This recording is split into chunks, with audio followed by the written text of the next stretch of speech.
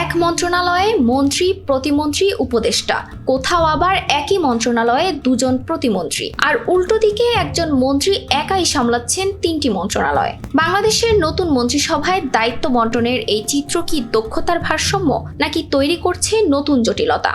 গত শুক্রবার 5 জন নতুন সদস্য যুক্ত হওয়া এবং একজন প্রতিমন্ত্রী পূর্ণমন্ত্রী হওয়ায় মন্ত্রিসভার আকার এখন 51 জন। প্রধানমন্ত্রী ছাড়া পূর্ণমন্ত্রী 26 জন এবং প্রতিমন্ত্রী 24 জন। এর বাইরে মন্ত্রী ও প্রতিমন্ত্রীর মর্যাদায় প্রধানমন্ত্রীর উপদেষ্টা রয়েছেন 10 জন এবং প্রতিমন্ত্রীর মর্যাদায় বিশেষ সহকারী রয়েছেন 3 জন। সবচেয়ে বেশি আলোচনা হচ্ছে পররাষ্ট্র মন্ত্রণালয় নিয়ে। মন্ত্রী খলিলুর রহমানের সঙ্গে দায়িত্বে রয়েছেন 2 প্রতিমন্ত্রী শামা ওবায়েদ ও নতুন করে দায়িত্ব পাওয়া হুমায়ুন কবির। অর্থাৎ একই মন্ত্রণালয়ে এখন মন্ত্রীসহ একাধিক স্তরের নেতৃত্ব। অন্যদিকে একেবারেই ভিন্ন চিত্র সড়ক পরিবহন ও সেতু, রেলপথ এবং নৌ পরিবহন মন্ত্রণালয়ে। শেখ রবিউল আলম একাই এই 3টি মন্ত্রণালয়ের মন্ত্রীর দায়িত্ব সামলাচ্ছেন, যদিও সংশ্লিষ্ট কয়েকটি বিভাগে প্রতিমন্ত্রীও রয়েছেন।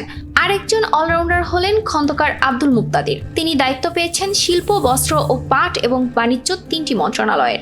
অর্থ মন্ত্রণালয়ের দায়িত্বে একাই আছেন আমির খসরু মাহমুদ চৌধুরী। পরিকল্পনা মন্ত্রণালয়ে রয়েছেন প্রতিমন্ত্রী জুনায়েদ সাকি এবং উপদেষ্টা অধ্যাপক রাশেদ আলম মাহমুদ তিতুমির। সংস্কৃতি মন্ত্রণালয়ে রয়েছে একাধিক স্তর। মন্ত্রী নিতাই রায়চৌধুরী, প্রতিমন্ত্রী আলী নেওয়াজ মাহমুদ খোয়াম এবং উপদেষ্টা জাহিদুর রহমান। প্রবাসী কল্যাণ মন্ত্রণালয়ে মন্ত্রী, প্রতিমন্ত্রী ও উপদেষ্টা 3 স্তরের দায়িত্ব রয়েছে। একই সঙ্গে আরিফুল হক চৌধুরী শ্রম ও কর্মসংস্থান মন্ত্রণালয়ের দায়িত্ব সামলাচ্ছেন। শিক্ষা এবং প্রাথমিক ও গণশিক্ষা মন্ত্রণালয়েও আলাদা মন্ত্রী ও প্রতিমন্ত্রী রয়েছেন। স্বাস্থ্য ও পরিবেশ মন্ত্রণালয়েও দেখা যাচ্ছে মন্ত্রী, প্রতিমন্ত্রী এবং বিশেষ সহকারীর সমন্বয়। তবে স্বরাষ্ট্র মন্ত্রণালয়ের চিত্র একেবারেই আলাদা। এখানে সালাউদ্দিন আহমেদ একাই দায়িত্বে, নেই কোনো প্রতিমন্ত্রী, নেই কোনো উপদেষ্টা। আইন মন্ত্রণালয়ের দায়িত্বও একাই সামলাচ্ছেন মোহাম্মদ আসাদুজ্জামান। সব মিলিয়ে নতুন মন্ত্রিসভার দায়িত্ব বন্টনে তৈরি হয়েছে এক অদ্ভুত বৈপরীত্য।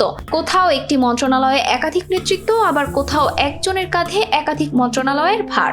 এখন মূল প্রশ্ন, এটি কি দক্ষতা বাড়ানোর কৌশল, নাকি দায়িত্বের অতিরিক্ত কেন্দ্রীকরণ? কারণ দায়িত্ব ভাগ করলে কাজের চাপ কমে, কিন্তু দায়িত্ব শুধু বাড়তে থাকলে প্রশ্ন থেকেই যায়, শেষ পর্যন্ত কাজটা করবেন কে?